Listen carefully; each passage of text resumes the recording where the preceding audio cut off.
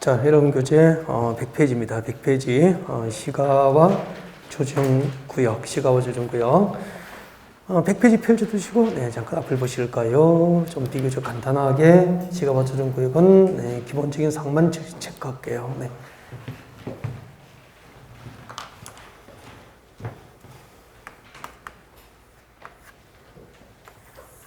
아까 이렇게 설명했죠? 인천이고요. 여기는 인천시 녹지지역이었습니다. 녹지지역. 자, 녹지지역에 지정되는 용도구역 두 개. 하나는 개발제한구역이고 또 하나는 도시자연공원구역 그렇게 되죠. 자, 시가와 조정구역은 개발제한구역과 도시자연공원구역 등으로 묶이지 않은 지역에서 무질서하게 시가지역 조성됩니다. 이렇게 여기는 도시지역이죠. 그리고 여기는 주변지역이잖아. 도시지역과 그 주변지역에서 이 무질서한 시가지 개발을 방지하고 이 지역을 나중에 계획적이고 단계적으로 신도시 개발을 도모하기 위해서 일단은 그 무질서한 시가지 개발 과정을 조정하기 위해서 지정한 용도구역을 시가화 조정구역이라고 하는 거죠. 그러면 우리 시험 쳐야 되니까 시가와 조정구역을 누가 지정하는지 시가와 조정구역의 지정권자입니다. 지정권자 진짜 중요하잖아요.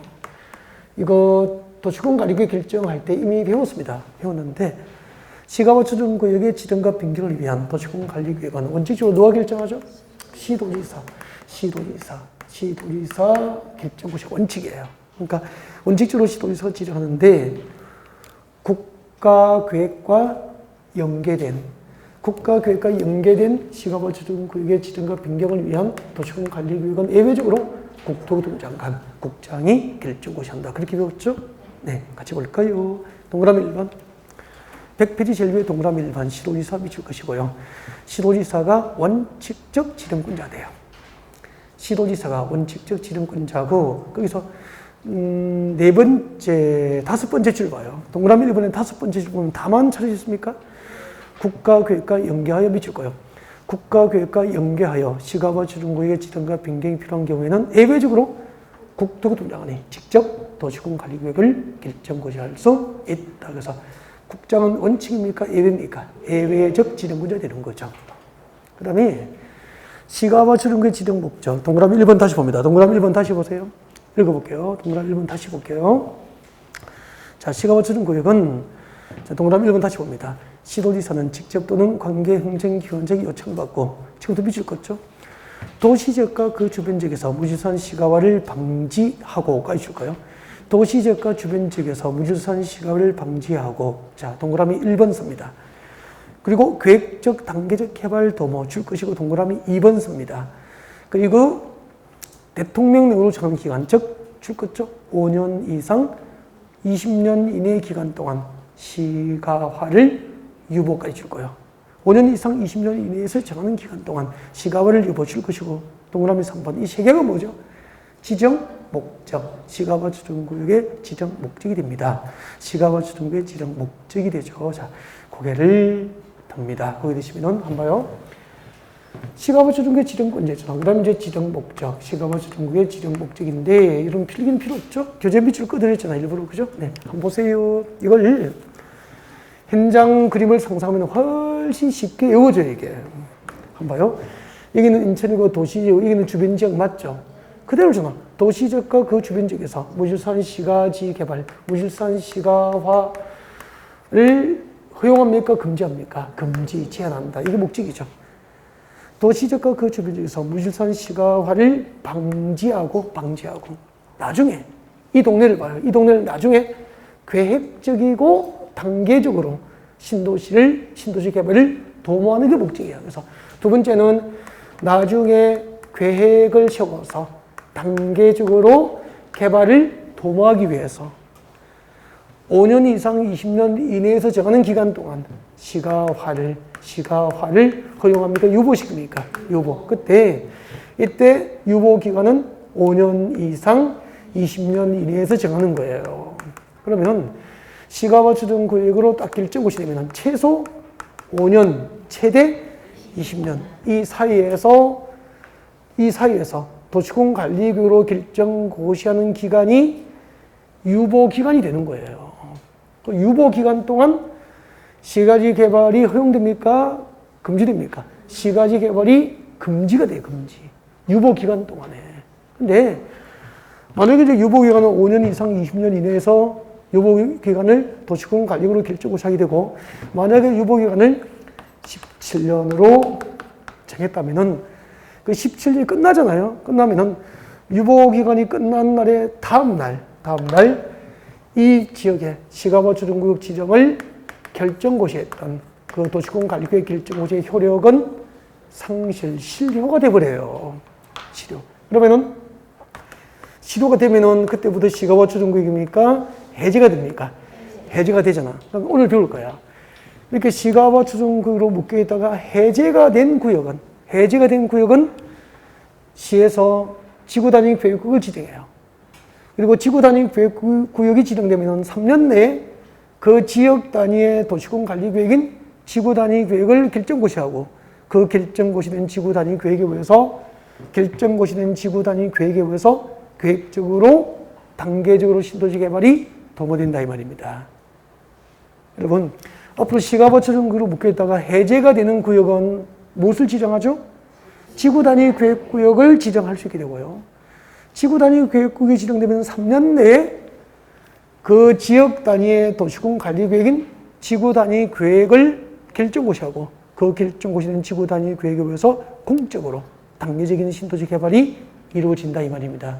그래서 이제 지구단위 계획, 우리가 1월달에 배웠던 지구단위 계획하고 이렇게 연계가 좀 돼야 돼요. 이렇게 연결되죠, 결국은. 그러면은 계획적, 단계적 신도시 개발을 도모할 때, 그때 계획은 무슨 계획이죠? 지구 단위 계획을 의미하게 되는 거예요. 이렇게 이제 개발 계획이 연결된다는 거지. 여기까지가 시가와 주둔구역이에요. 그래서 기본적인 사항만 체크를 해드리고요. 이제 3, 4월 강의에서 용도구역의 하이라이트는 입지 규제, 제소 구역 위주로 강의할 거예요. 그래서 자, 여러분 교재 입지 규제 제소 구역입니다. 105페이지, 104페이지죠? 네, 104페이지 오세요.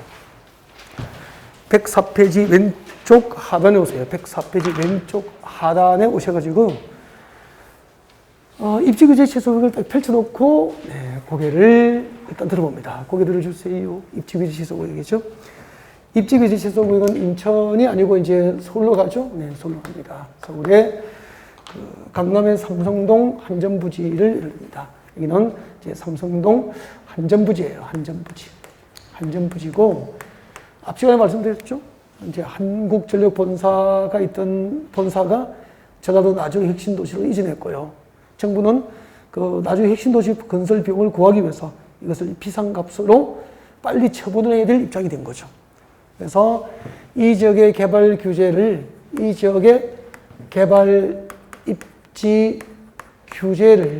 입지 규제를 최소화해 줄 목적으로 도시공관리계획으로 결정고시한 용도구역을 입지 규제 최소 구역이라고 해요.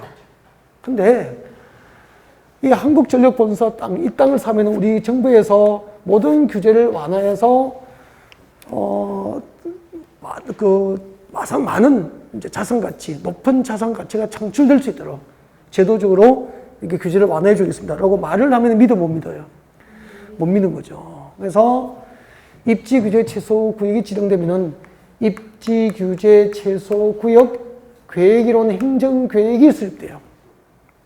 이 입지 규제 최소 구역 계획이라고 하는 행정계획에 의해서 이 입지 규제 최소 구역 안에서 개발 입지 규제가 제도적으로 행정계획으로 완화가 되는 거예요. 예를 들면은 그때 입지 규제 최소 구역 계획은 다음 사항을 내용으로 합니다. 예를 들면은 건축물의 용도, 종류, 규모. 여기요. 이 입지 규제 최소 구역에서 건축할 수 있는 건축물의 용도, 종류, 규모를 줄입니까? 늘려줍니까? 늘려줍니다. 예를 들면은, 예를 들어 저희들 건축법 공부할 때 그 건축법상 건축물의 용도별 종류가 몇 가지죠? 건축법상 건축물의 용도별 종류는 물어보는 거마다 대답해. 진짜 29개. 땅은 종류가 몇 가지가 있죠? 21개. 용도 지역은, 땅은 용도별로, 용도 지역이라고 이렇게 용도별로 땅의 종류를 구분하잖아. 도시적 16개, 도시적 1개, 5개, 몇 개? 땅의 종류는 21개. 건축물은 용도별 종류가 29개로 용도가 분류되죠. 그럼 봐요. 이 입지규제 최소구역에서는 29개 건축물의 용도 가운데서 사업성 있는 용도, 돈 되는 용도 이 말이야. 사업성 있는 용도는 대부분 건축할 수 있는 용도를 늘려주고, 건축할 수 있는 건축의 종류와 규모를 대규모 건축이 가능하도록 전부 완화해 주는 거죠. 그러면은 건폐율, 용적률을 다 배웠잖아요. 지난주에. 건폐율이 뭐죠? 대지 면적에 대한 건축 면적 비율은 건폐율. 용적률은 뭐죠? 대지 면적에 대한 연면적 비율. 연면적 비율은 용적률. 그렇게 되죠. 네. 그러면은 건폐율 용적률을 강화합니까? 완화합니까? 완화. 건폐율이 강화되면 대지의 건축 가능한 면적이 커지죠. 대지 면적 대부분을 개발할 수 있도록 건폐율을 90%를 이렇게 막 완화해 주는 거야. 그 다음에 용적률은 건축 면적을 규제합니까? 높이 규제합니까? 높이. 용적률이 완화되면 건축물이 높게 건축할 수 있죠. 그죠? 그런데 건축법에서 높이 제한을 받으면 용적률을 풀어주더라도 높게 건축을 못하게 되잖아요. 그래서 높이, 건축법상 건축물의 높이 제한도 완화해 줍니다. 그 다음에 좀 극단적으로 2차선 도로에 100층이 넘는 빌딩을 지을 수 있어? 없어? 없잖아요. 그래서 행정계획으로 이 지역에 필요한 기반시설, 도로 등 기반시설 확보에 관한 사항도 완화해 줍니다. 그만하죠, 뭐. 이런 것을 행정계획으로 보장해서 개발 입지 규제를 최소화하여 제도적으로 개발을 최대한 보장하기 위해서 도입된 제도가 입지 규제 최소 구역이라고 보시면 돼요. 그러면은 개발 제한 구역과 도시 제한 공구역과 시가와 처정 구역과 수산 자원 보호 구역은 개발 허용입니까? 개발 규제입니까? 개발 규제 목적의 용도 구역이고, 딱 하나. 입지 규제 지소 구역은 개발 규제입니까? 개발 보장입니까? 개발 보장. 개발을 제도적으로 보장하는 목적으로 입지 규제 지소 구역 제도가 도입된 거죠. 그러면은 이 삼성동 한전부지 시가 5조, 6조 정도 언론이 평가했던 것을 당시에 현대자동차 그룹에서 10조에 받았다 그랬죠? 10조액을 받아버렸잖아요. 10조. 그래서 여기다가 이제 현대 비즈니스 센터 해가지고 이제 104층인가 105층인가 올리려고 하다가 지금 사업계획승인 내용을 또 변경하려고 하더라고요. 그러니까 100층 빌딩 하나보다는 50층 빌딩 3개를 동시에 올리는 게 안전성과 뭐 경제성이 더 낮고 뭐 그렇게 아무튼 그래서 좀 논의 중이에요. 아무튼 뭐 언론에 가끔 나오더라고요. 그럼 여기다가 만약에 이제 100층 올린다고 가정합시다. 100층 올리고 100층 넘는 이제 비즈니스 센터가 올라가죠. 업무용 빌딩 하나 올릴까요? 아니죠. 업무 여기 주거가 들어가면은 아파트 들어가면 주거가 되죠. 업무 주거 여기 백화점 들어가면은 판매 문화시설 들어갈 수도 있죠. 네. 그리고 여기 숙박시설, 세계적인 특 1급 호텔, 숙박이 들어가잖아. 그러면은, 도시지역에서 복합적인 토지용이 정진되죠. 강남 삼성동 한전부는 도시지역 맞죠? 도시지역에서 복합적인 토지용이 정진되고, 이 지역의 도시 정비가 촉진되고, 또 다른 강남의 랜드마크, 지역 거점으로 육성이 되겠죠.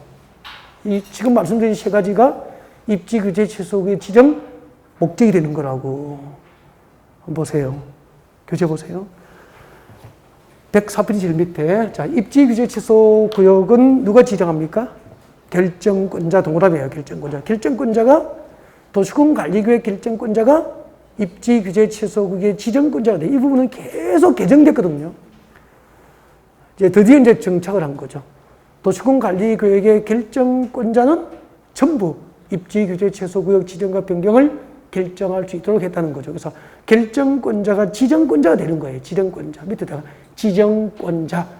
입지 규제 최소 구역의 지정권자가 누구죠? 결정권자. 무슨 결정권자죠? 도시군 관리계획 결정권자입니다. 아셨죠? 도시군 관리계획 결정권자가 지정권자 되는 거예요. 자, 결정권자는 밑줄 긋죠. 도시지역에서 복합적인 토지용 증진 줄 것고 동그라미 1번 빨리빨리 합니다. 도시지역에서 복합적인 토지용 증진 줄 것이고 동그라미 1번. 도시지역에서 복합적인 토지용 증진. 복합이 뭐죠? 아까 업무, 주거, 문화, 숙박이 동시에 가능한 개발이 이루어졌죠? 복합이잖아요.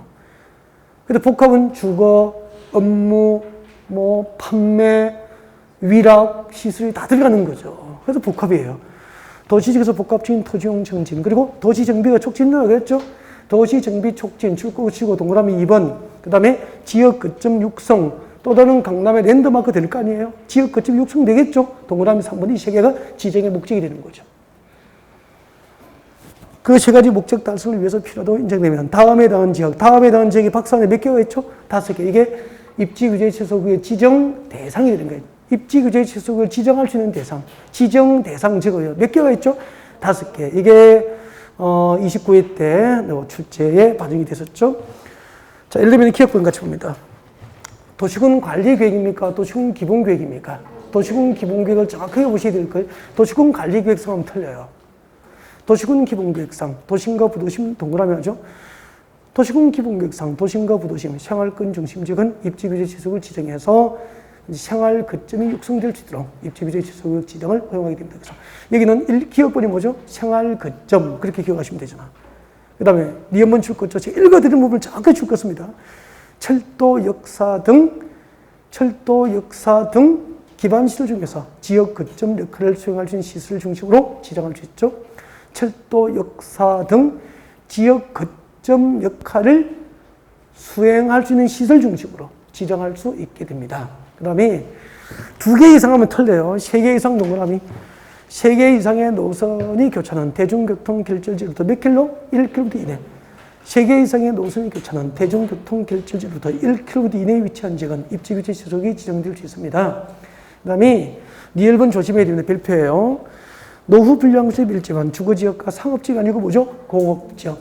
노후 분량구축에 밀집한 주거지역과 공업지역으로 정비가 시급한 지역은 정비 거점이 육성될 수 있도록 입지규제 지역을 지정할 수 있습니다. 그 다음에 미음번은 2번째 줄에 줄 것죠?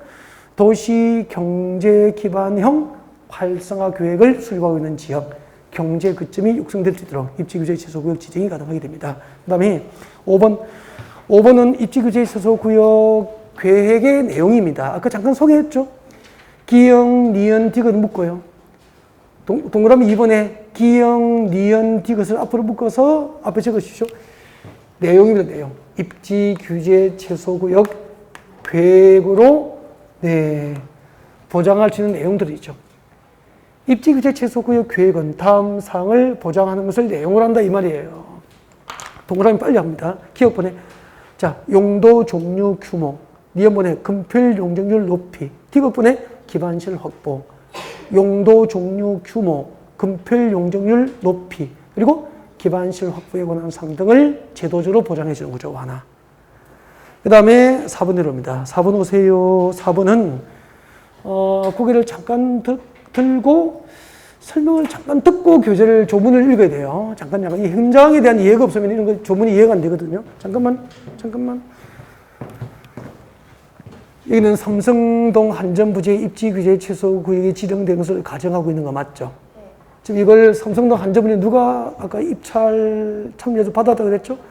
현대자동차 그룹에서 받았어요. 현대가 받았다고. 그 다음에 현대가 이것을 이제 개발하잖아요. 개발하겠죠. 개발하는데, 지하철 몇 호선이 될지는 잘 모르겠어. 지하철 몇 호선이 될지는 모르겠는데, 현대가 한전부지 개발이 끝나면은 지하철역을 만들어 줄 거예요. 서울시에서. 진짜예요. 지하철역을 만들어서 지하철에서 내리면은 바로 지하 에스컬레이터를 통해서 건물에 미끄러지듯이 들어갈 수 있을 거야. 서울에 랜드마크니까. 그러면은 이 지하철역을 만들고 이 에스컬레이터 건물의 지하에서 이렇게 미끄러지듯이 들어갈 수 있는 이런 기반시설 설치 비용은 서울시가 부담하는 게 원칙이에요. 그 비용이 500억이 든다면은 현대는 제도적으로 규제가 완화되니까 이 지역의 토지 가치가 상승했잖아. 그 규제 완화로 상승한 토지 가치 상승분을 초과하지 않는 범위안에서 이 개발행위라는 현대책에 대해서 이 비용 전부나 일부를 그 비용 일부를 부담하게 할 수 있다 없다?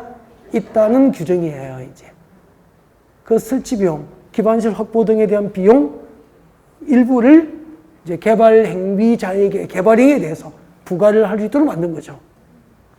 무슨 말인지 알겠죠? 단 규제 완화로 인한 토지 가치 상승분을 초과할 수는 없다. 뭐 이런 얘기가 나올 거예요. 그럼 이해가 됐죠? 조금 읽으시면 된다고. 규제 봐요. 4번. 입지규제 최소구역 계획을 수립할 때 허용할 수 있는 건축물의 용도, 건폐율, 용적률 등 건축 제한 완화는 기반시설 확보 현황을 고려하여 적용할 수 있도록 계획을 하고 당연한 거 아닙니까? 그 다음에 이제 줄 것죠. 서울시장, 시도지사는 서울시니까 서울시장 해도 되죠. 서울시장과 강남구청장은 줄 것죠. 입지규제 최소구역에서 개발사업과 그 개발행위에 대해서 이때 개발사업과 개발행위의 주체가 누굽니까? 현대. 이 현대자동차 그룹에 대해서 입지규제 최소구역 계획에 따르는 기반시설 확보를 위해서 아까 기반시설 확보는 지하철역을 신설하고 에스컬레이터 만들어주고 하는 거 아닙니까? 그 기반시설 확보를 위해서 필요한 부지 또는 그 설치 비용 전부나 일부를 개발 행위에 대해서 부담시킬 수 있다. 이 경우 계속 줄 거죠. 기반시설 부지 또는 설치 비용의 부담은 건축 제한 완화에 따른 토지 가치 상승분을 초과하지 아니하도록 한다. 이해가 됐습니까? 이해되면은 너무 쉽게 읽고 지나가면 되잖아, 이런 거죠. 자, 교재 넘기겠습니다. 106페이지 봅니다. 106페이지. 입지규제 최소구역에서의 행위제한 나와 있습니까? 입지규제 최소구역에서의 행위제한 줄 것이고, 세 번째 줄에 미칠 거예요. 입지규제 최소구역 계획으로 정한다. 암기. 입지규제 최소구역 안에서 행위제한은 입지규제 최소구역 계획에 의한다. 그러면은 잠깐만요. 아까 입지규제 최소구역 계획으로 입지규제 최소구역에서 건축할 수 있는 건축물의 용도, 종류, 규모를 정하잖아요.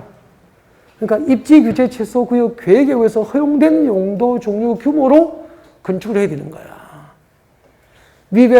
거기에 그 입지규제 최소구역 계획으로 보장하는 이 내용을 위반하여 건축할 수 없도록 입지규제 최소구역 계획에 의해서 건축 제한을 받게 되는 거라고. 그래서 입지규제 최소구역 안에서 건축 제한은 입지규제 최소구역 계획에 의한다라고 기억하면 되죠. 자, 한번 볼까요? 다시 보죠. 보게 되시고. 여러분, 지난주에 용도 지역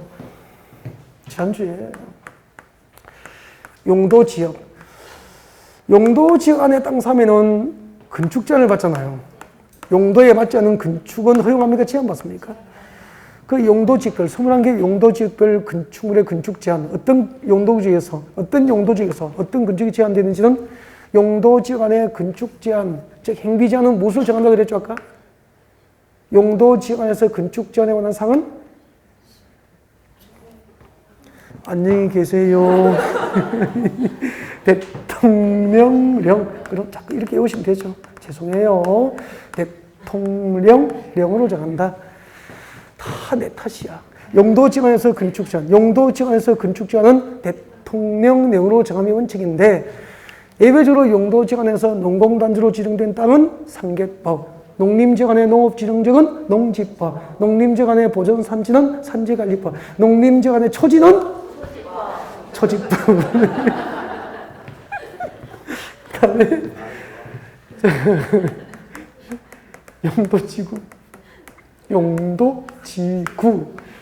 용도지구 안에서 건축제한은 앞 시간에 배웠죠.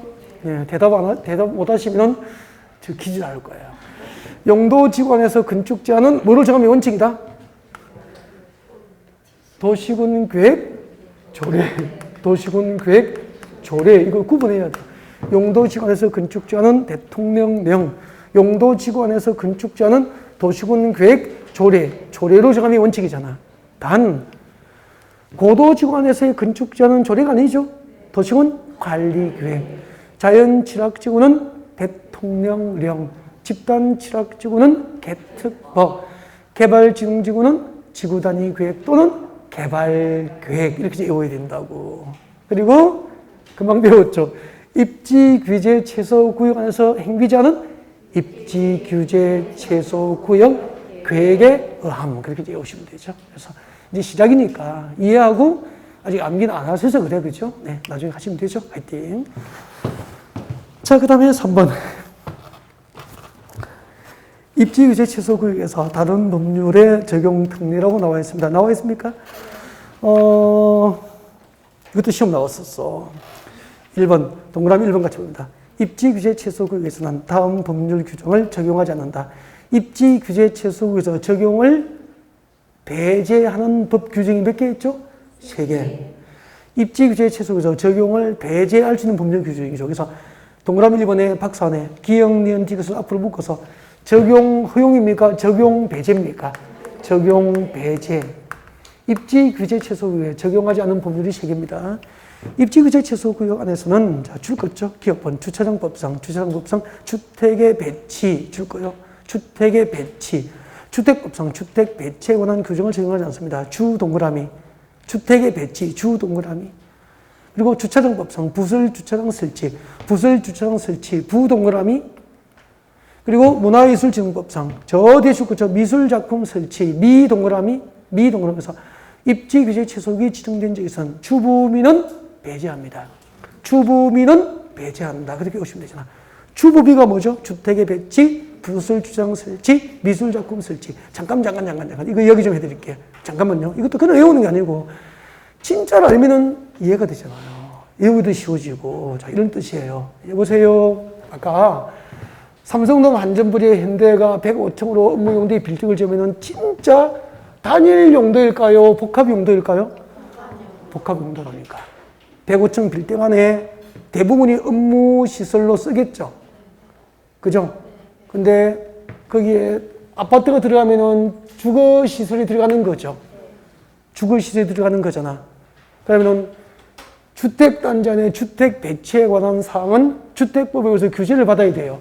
근데 여기는 주택법상 주택 배치에 관한 규정을 적용합니까? 배제합니까? 배제. 알아서 주택 배치하라는 겁니다. 현대 알아서 주택을 배치하라는 겁니다. 이 법 적용 안 할게. 알아서 해라는 거죠. 그 다음에 여기 봐요. 여기 현대 비즈니스센터 105층 빌딩이 들어오면 업무용도 빌딩이 들어온다고 가정하면은 거기에 차 끌고 가면 차 댈 데 있을까 없을까? 아니 제1롯데월드에 차 주차장 있어 없어 이분들이요. 아니 당연히 주차 공간이 있겠죠. 여기다가 주차장법상 부설 주차장 설치 기준 쪽에서 부설 주차장 만들라고 하는 것 자체가 웃기잖아.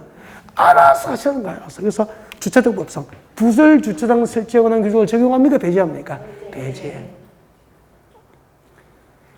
이 빌딩 건축할 때 부설 주차장법상 부설 주차장 설치 기준에 의해서 주차장 만드세요 안 해도 알아서 한다니까. 알아서 하세요. 알아서 해요.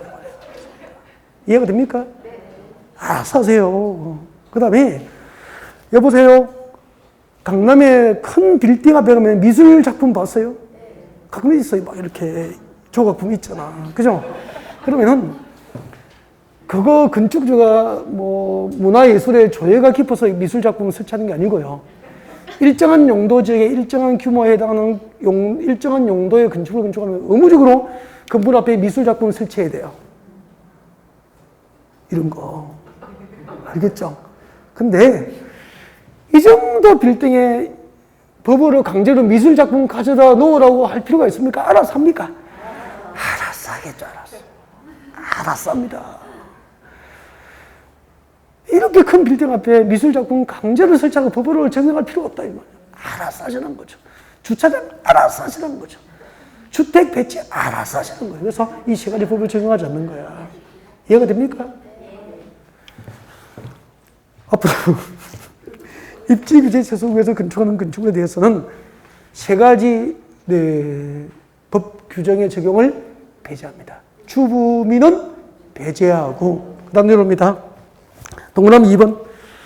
동그라미 2번에 완화 적용. 동그라미 2번에 박산의 기역과 니은을 묶어서 완화 적용. 동그라미 2번에 박산의 기역, 니은을 묶어서 완화 적용. 완화 적용. 적용 배제입니까? 적용을 완화합니까? 적용을 완화해 주는 거야. 예를 들면 입지규제 최소구에서는 건축물을 건축할 때 기업권, 학교보건법상 저 대출 걷죠? 학교 학생 위생 정화 구역관세 행위 제한 규정의 적용을 배제합니다. 학교보건법에 따라서 학교 환경 위생 정화 구역에서는 여러분 학교 주변에 나이트클럽이 있으면 돼, 안 돼? 안마 시술소 보이면 돼, 안 돼? 안 되겠지. 룸사롱 있으면 돼, 안 돼? 안 되겠지. 그런데 이런 법 규정을 적용하지 않겠다 이 말입니다. 그러면 잠깐만요.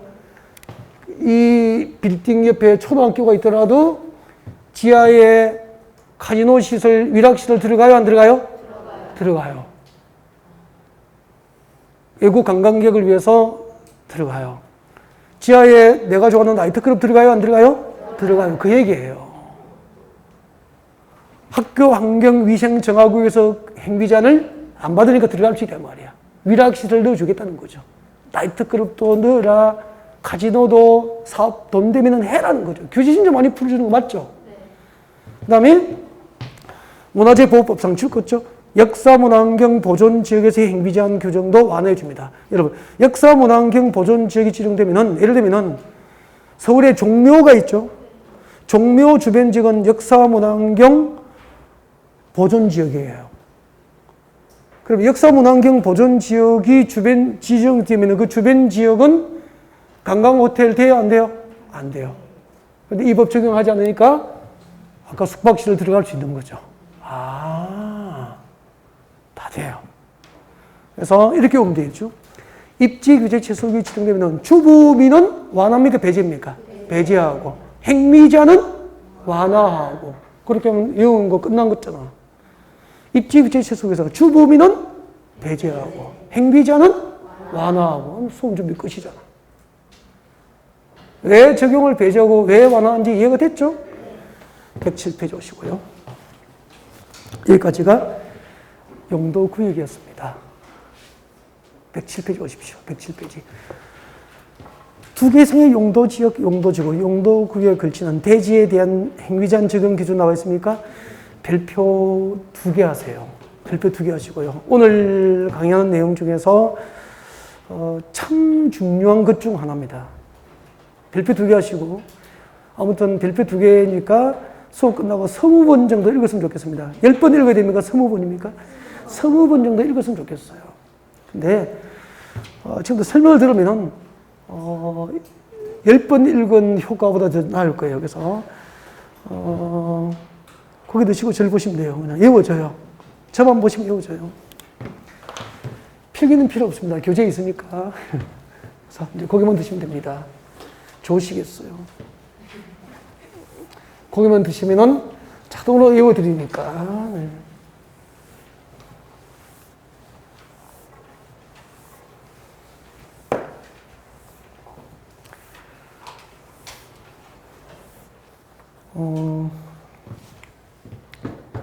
일단은 여러분이 아주 궁금해 하실 테니까 조문을 읽어드리고 밑줄을 그어드린 다음 그림 그려서 설명을 드리는 게 좋을 것 같아요.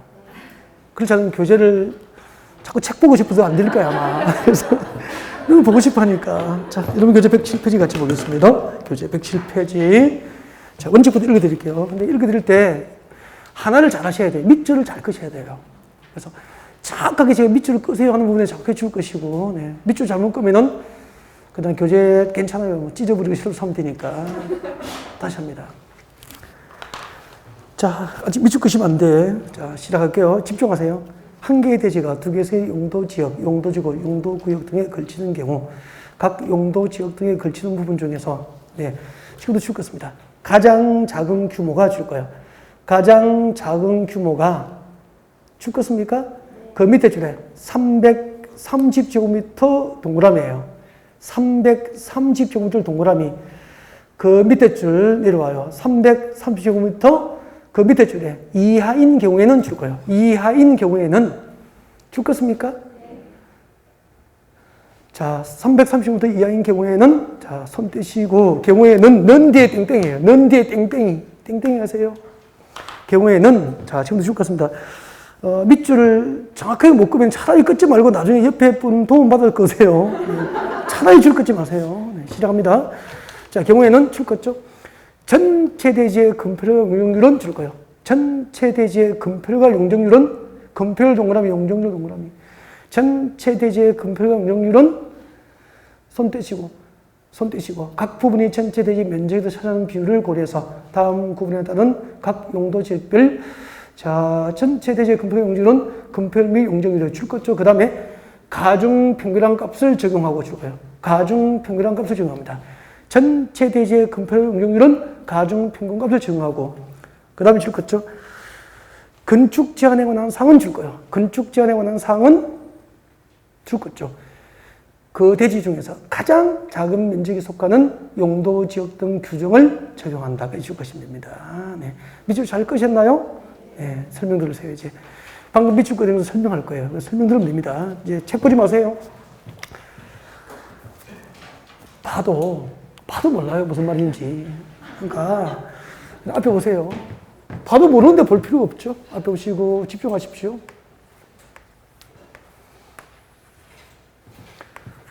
혼자 봐도 모르니까 도움 받으시려고 오셨으니까 앞에 보시면 되죠. 여러분. 자, 한계대지. 밑에는 도로입니다. 도로가 있고요. 한번 물어볼까요? 우리 1, 2월 달에 배웠잖아. 건축상 도로는 보행과 자동차 통행이 모두 가능한 소유럽이 몇 미터? 4미터. 처음으로 대답을 잘 하신 거죠. 보행과 자동차 통행이 모두 가능한 소유럽이 4m 이상 도로와 그 예정 도로를 건축성 도로로 함이 원칙이다. 그래서 이것은 50m 도로라고 가정할게요. 그런데, 자, 한 개의 대지가 이 하나의 대지인데, 이 한 개의 대지가 두 개의 용도지역에 걸치게 된 거죠. 두 개의 용도지역에 걸치게 됐어요. 예를 들면은, 한 개의 대지인데, 여기 보세요.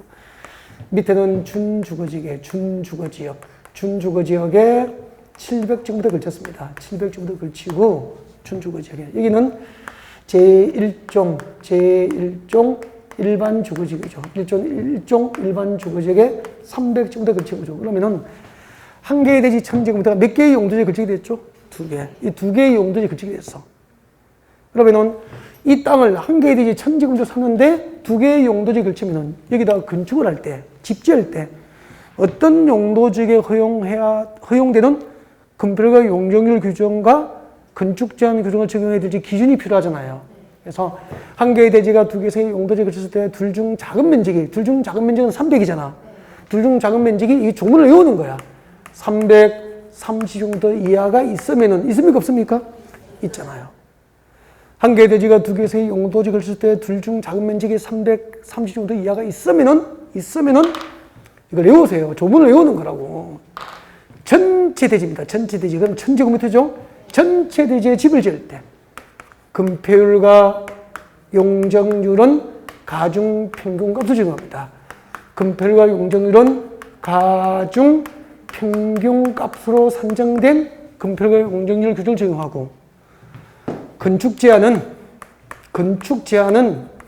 어떤 건축을 건축할 수 있고 어떤 건축을 건축할 수 없는지, 건축 제한은 그 중 가장 넓은 지역, 이건 준주거지역이죠.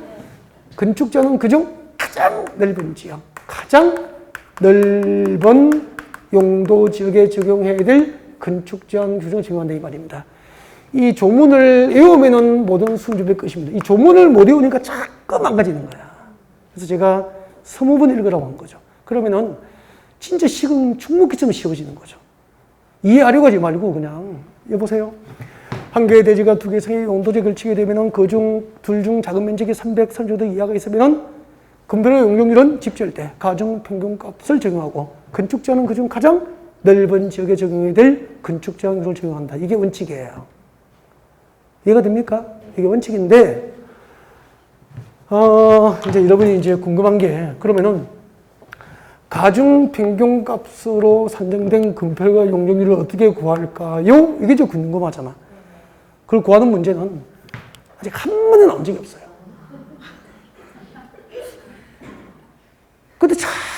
자꾸 이거 신경 쓰는 거야. 가정평균 어떻게 구하죠? 자꾸 이거 신경 쓰고. 근데 막상 문제 내주면은 문제도 잘 계산 문제도 못하면서 자꾸 이거 신경 쓰는 거야. 조문 내용이 비법입니다. 한 개의 대지가 두 개의 용도지를 줄 때 둘 중 작은 면적이 330도 이하가 있으면 금필과 용적률은 가정평균값으로 산정된 금필과 용적률을 적용하고 건축 제한은 그 중에서 가장 넓은 용도지에 적용이 될 건축 제한 규정을 적용하는 게 원칙이다. 근데 쓸데없이 가중평균 금표율과 가중평균 용적률을 구하는 것을 한번 보여드리려고. 그래서 밑에 보면은 박스 보세요. 107페이지 박스 보세요. 가중평균 금표율과 가중평균 용적률을 구하는 공식이 나와 있습니까? 이 공식을 참고하면 될까 안 될까? 안 돼요. 참고하지, 공식 좀 보지 마세요. 그죠? 왜 그걸 보고 자꾸 연구하고 있냐고. 그걸 보니까 망하는 거죠. 알겠죠? 공식을 보면은 그냥 공부 공부할 맛이 안 나고요. 안 보고 앞에다가 작은 글씨로 참고로 한번 적어요. 참고. 혹시 그 공식에 별표하실 분은 별 떼세요. 별판 해서요. 별판 하시고. 앞에 오시죠. 가르쳐 드릴게요. 잠깐만요. 가르쳐 드릴게요. 여기요. 준주거지의 금폐율. 준주거지의 조례로 허용하는 금폐율이 준주거지에서 70% 이하에서 조례를 정하잖아요. 70% 이하에서 조례를 정하니까 50% 정할 수도 있고 60% 정할 수도 있고 70% 정할 수도 있는 거야. 준주거지로 허용된, 준주거지가 허용된 금폐율은 조례로 허용하는 금폐율은 60입니다. 용적률은 500% 이하에서 조례를 정하면 되죠. 용적률은 500이요, 500%. 금폐율 60% 허용됩니다. 라고 가정하자는 거지. 그 다음에 일종 일반 조직입니다. 일종 일반은 55국에 6657. 60% 이하에서 조례를 정하면 되죠. 근데 여기서 금폐율은 50%로 조례를 정하고 있고요. 용적률입니다. 용적률은 마음대로 할 거예요. 주거지금 100으로 시작해서 50층가 되잖아. 그럼 일종 일반 주거는 원칙대로 하면은 250이에요. 250% 이하에서 조례를 정하는데 200이라고 가정하자. 200%예요. 그러면 시작합니다. 딱 한번 보여드릴 거예요. 한번 보여드리고 한 분 달에 한 명씩 나오셔야 돼요. 나오셔서 풀어보시면 돼요. 인터넷 강의로 이제 전국에 생중계되니까, 생중계 녹화 중계니까, 알아서 하시면 됩니다. 잘 들으시면 되죠. 가중평균 금폐율, 가중평균 금폐율은, 이걸 제가 안 주고 나갈 테니까 사진 찍으면 됩니다. 가중평균 금폐율은, 여보세요. 전체 대지 면적이 얼마죠? 300에 700이니까 1000제곱미터잖아요. 전체 대지 면적이 1000제곱미터잖아. 전체 대지 면적 1000제곱미터 중에서 준주거지의 결제 면적이 얼마죠? 700. 700제곱미터의 준주거지에 적용하는 금폐율은 60. 일종 일반 주거지역 300제곱미터에 적용되는 금폐율은 50. 그러면은, 준주거지역과 일종 일반 주거지역의 걸친 면적이 다르잖아요. 그 면적 비율을 반영하여 금폐율 평균을 구하는 것을 가중평균 금폐율로 이름을 붙인 거야. 그냥 단순 평균입니까? 두 개를 더하여 나누기 이해합니까? 면적 비율을 반영합니까? 면적 비율을 반영한 금폐율을 가중평균 금폐율로 한 거야. 그러면은 1000제곱미터 가운데서 각 용도지에 걸친 면적 비율이 같습니까? 다릅니까? 다르니까 이것을 반영하여 금폐율 평균을 구하는 거야. 예를 들면은 1000제곱미터 가운데서 준주거지에 걸친 면적이 얼마죠? 준주거지에 걸친 면적이 700이잖아. 700제곱미터 대지에 허용하는 금폐율이 얼마죠? 60. 700 곱하기 60. 더하기. 그 다음에 제1종 일반 주거지에 걸친 면적이 300제곱미터죠? 300제곱미터 대지에 허용되는 금폐율이 얼마입니까? 50. 이거 계산하면 가중평균 금폐율이에요. 별거 아니죠? 그러니까 공식을 100번 보는 것보다 이걸 한 번 딱 보면은 딱 초등학교 2학년 딱 산수예요. 아무것도 아니게 쫄 필요가 없는 거잖아. 그러니까 공식 연구하고 있으면 필요가 없는 거죠. 진짜 궁금하면 참고만 해라는 거예요. 그 다음에 가중평균 용적률은 이 가중평균 용적률은 면적 비율을 반영한 용적률 평균을 구하면 되는 거잖아요. 그러면은 면적은 똑같잖아. 700제곱미터 대지에 적용되는 용적률이 얼마죠? 준주거지 700제곱미터 대지에 적용되는 용적률이 얼마죠? 500. 그럼 700 곱하기 금폐율 자리에 뭘 적으면 되죠? 500. 300제곱미터 대지, 일종 일반 주거지에 허용되는 용적률이 200이죠? 300 곱하기 여기다 얼마? 200. 그러면 가중평균 용적률이야. 그래서 이런 것은 나중에 문제풀이 할 때 한두 문제 연습을 만약을 위해서 한단 말이야. 그때까지 신경 안 써도 된다는 거죠. 한 번도 나온 적이 없다니까. 무슨 말인지 알겠죠? 신경 안 써도 되잖아요. 공법의 계산 문제는 한 문제, 두 문제 많이 나올 때는 세 문제 나온 적이 있어요. 세 문제 나오니까 15회 때 세 문제 나왔거든요. 세 문제 나오니까 전국이 초토화 돼버린 거야. 제 시험 맞잖아. 그 이후로 두 문제 내지 한 문제를 내다가 최근 5년 내에는 계산 문제가 거의 안 나오고 있는 거야. 나와도 몇 문제죠? 한 문제입니다. 그러면 40문제 중에서 한 문제는 그냥 찍어도 39개 실력 발휘하면은 실력 없어 떨어졌다 소리 못 하는 거잖아요. 계산 문제 때문에 떨어졌다 소리 못 하는 거잖아요. 계산 문제는 부담 가질 필요가 없다는 거죠. 학교의 계산 문제 때문에 머리 아픈데 그나마 다행이잖아요. 만약을 위해서 준비하니까 그때까지는 연구 안 하셔도 될 것 같아. 그래서 한번 들어보고 문제풀이 할 때부터 연습을 하자고. 아시겠죠? 네.